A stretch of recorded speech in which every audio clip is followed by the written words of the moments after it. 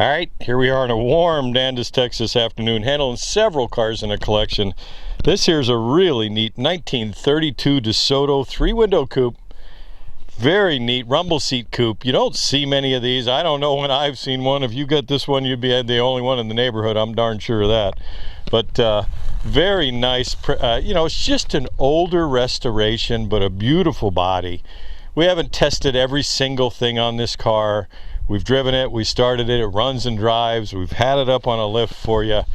It's an older restoration, probably more along the lines of on-body type restoration, but a beautiful car. It's a little muggy, so I might be mixing my words a little now and then, but cars like this are just fun. Look at the grille. I mean, it's a 3-window coupe. It's a 32. It would make a beautiful street rod. Some guys would cringe at that thought, but also it could very much be preserved. It's under the hood is a factory inline 6. It has a 3-speed on the floor, typical, but it has an overdrive. It has a freewheeling knob on the dash. Look at the split flat glass in the front. That's just kind of neat. The cowl vents actually open up and they push this, so this comes up with the hood, but there's a rod that pushes them up, so it's kind of neat there. The hood goes all the way back to the windshield cowl. Just walk along and tell you kind of what we see like we always do. This body's non-modified. We've had it up on the lift. It's a beautiful body top to bottom, rock solid type specimen. You look at it, it's just DeSoto, Dodge DeSoto. I know that's a transition area, so we'll get the specs at Spud's Garage when we get back and kind of go over that. Factory DeSoto hubcaps, wire spoke wheels, louvered hood sides, single handle center. Look at the goddess here, the mascot on the hood. DeSoto emblem on the front here. This grille is really sweet. 6, see the 6 down at the bottom for the 6 under the hood. These cars were actually quite a bit ahead of their, the other competitors in the lower end market. This got an open drive line on it. It actually has hydraulic brakes on it. If it was a Ford, it had mechanical brakes and a closed drive line. Look at the grille work down here. This is really kind of a neat survivor. It's been painted and stuff over the years, but I mean, at least the body and the metal. And again, it's an older refinish, a little bit on the amateur side.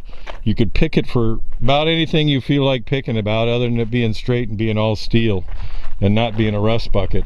Look at the size of those headlights and the stanchions that these things are on.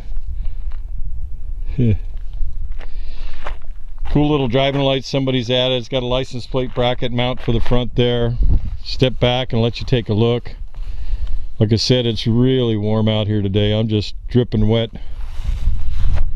Car does run and drive. I drove it out here on the farm, middle of the farm field, the middle of the hay field, so to speak.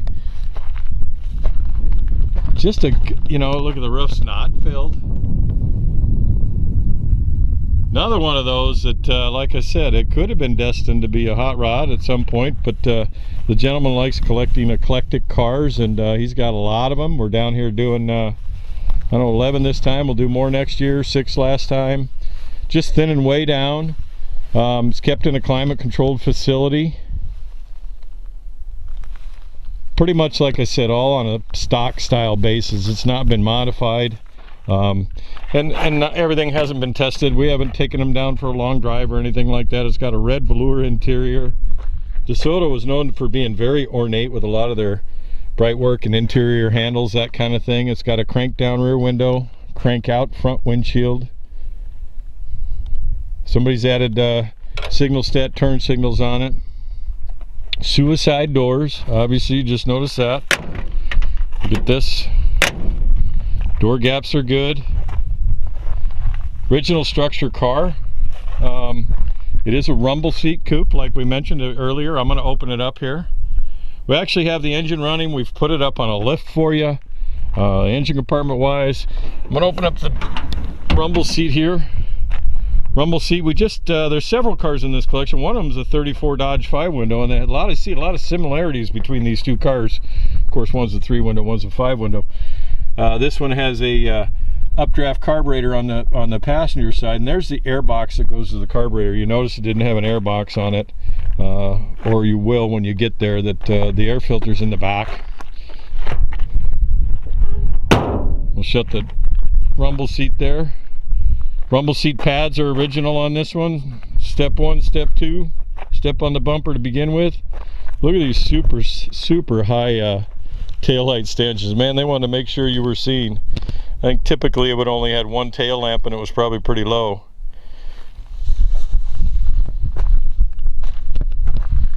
Desoto full mount spare on the back, white walls, 525, 550 18s on it.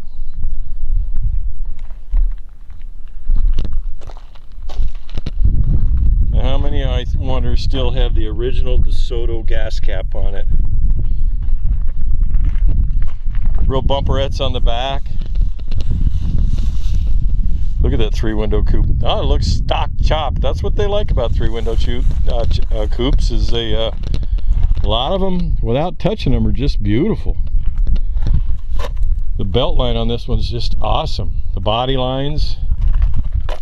Man, 32 to 34 era was quite the era when it comes to cars. Here, we'll hop inside. We already showed you the Bordello interior, the velour interior. Ornate handles here, factory handles. A little bit of the seats, just a little bit, you can tell big guys getting in and out of it. My camera in the back window. We've rolled down the rear window part ways for you to see that it works. This old girl starts right up.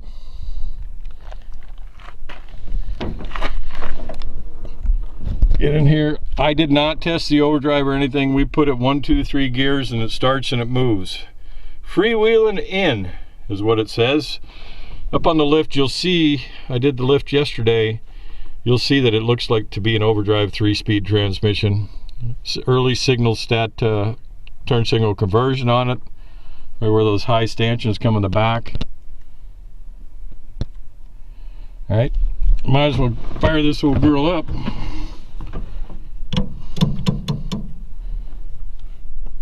Turn the key on over here. Pedals, start pedal up high on the floor here. Okay, got her fired up there. Go over the gauges here with you. 45 pounds of oil pressure. It's running at 160, 170. You know, I haven't taken it for a long time. Gauge reads about a quarter tank. Gas smells a little bit old in it. It's charging. It's about the extent of my firing it up and that kind of thing, testing it. Horn works. We'll get out and let you hear it run here.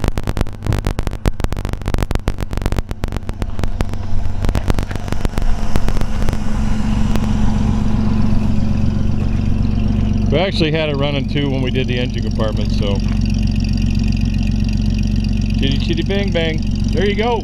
Hey, get in the suicide doors. Hang on to the end of the video. Go to spudsgarage.com. Have a great day. Alright, let's take a look at the passenger side here, the intake and exhaust side of the engine. The straight 6, inline 6, flathead style. As far as cubic inches, I don't know. I think they were like a 194 or something like that, but I will correct myself on my website at Spuds Garage, so I'm going to tell you I don't know. It has intake and exhaust over here on the passenger side of the car. It has a single barrel, I believe that's a Zenith carburetor. Chrysler carburetor, it says on the top, but it's got an updraft carburetor. Fuel pumps on this side. Car runs good. We're going to actually, you know, turn off the camera here, reach in and fire it up and then share it with you. So there you have it. Hang on to the end of the video. We're going to go over the other side in a minute too, but we'll share it running with you. Thanks, sir. All right, we get you underneath the hood here on the driver's side and share this side with you after we shared the other side. Pretty much the same. It's a flathead, it's a straight 6 flathead style. Data tags on the firewall up here. We'll stop long enough for you to read it. Basically, probably a VIN tag. Looks like they've updated the to an alternator on it. I think these early ones, correct me if I'm wrong, early Dodges actually went to 12 volt way before anybody else did. Anyway, if not, that's a 6 volt alternator. Other than that, full oiling system here. There you go. Hang on to the end of the video. Alright, just like I said, we fired it right up, reached in, turned the key, and fired right off. Runs like a little sewing machine. Desoto sewing machine. Anyway, we think you get the idea. Definitely hang on to the end of the video, and certainly go to spudsgarage.com where we'll have more photos. Have a great day. Alright, here we are, the 32 3-window Dodge Brothers Desoto. We're going to do the undercarriage on it. Lined up all the undercarriages here, and part of this collection. I don't know that I've ever seen one of these. This is really a neat car. Dodge Brothers Desoto 3-window coupe. These guys, Dodge Brothers, were ahead of their time, or ahead of the other manufacturers when it came to, not every manufacturer, but when it came to its competitors like Ford specifically. When you look at some of this stuff, it has factory juice brakes or hydraulic brakes. Ford didn't have it till many years later. All the brake system looks like it's been gone through wheel cylinder wise, all new lines. This car is non-restored undercarriage, which gives you a really good feel of what it was and what it is. Really solid floor pans here. I got a quiz for any of you Dodge Brother guys out there. That 32 and 34 we had that we're doing has a door right here. What is the purpose of that door? Because there's nothing underneath it. It's an access panel for something. Leaf springs on the back, so this car is very much unrestored underside. It's honest and solid. It has apparently new cloth wiring harness in it. The factory shocks here. Batteries mounted underside where it would have been from the factory. Single exhaust. Running boards. Parallel leaf springs in the rear. Car runs and drives just fine. I don't see anything rust-wise on this car that I can see. All the panels are rock solid. And when I say rust-wise, I mean perforation-wise. Sure, you'll see surface discoloration, but no heavy. I do see a little bit here on the running board between the rubber panel and the steel on this one running board. I looked at both of them, but really nothing worth talking about. It's not an issue. What I did notice here, later Fords, they put a chatter bar on to keep it from chattering in reverse, that kind of thing. I've never seen one with a leaf spring like kind of thing. This is probably an anti-chatter device so that it doesn't jump or chatter when you're backing up or on a tough hill or something like that. No clutch chatter. It is a drop factory axle in the front, straight axle, parallel leaves front and rear.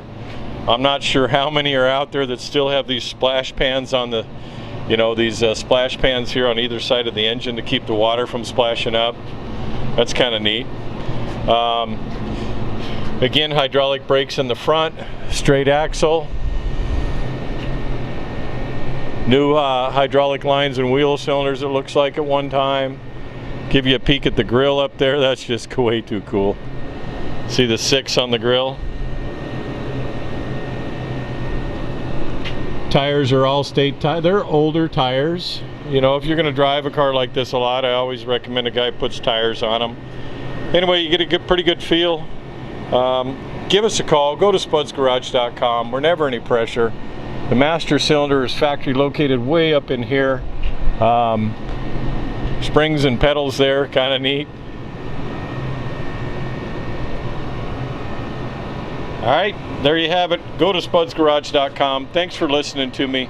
Hope you enjoyed the video. Give us a call.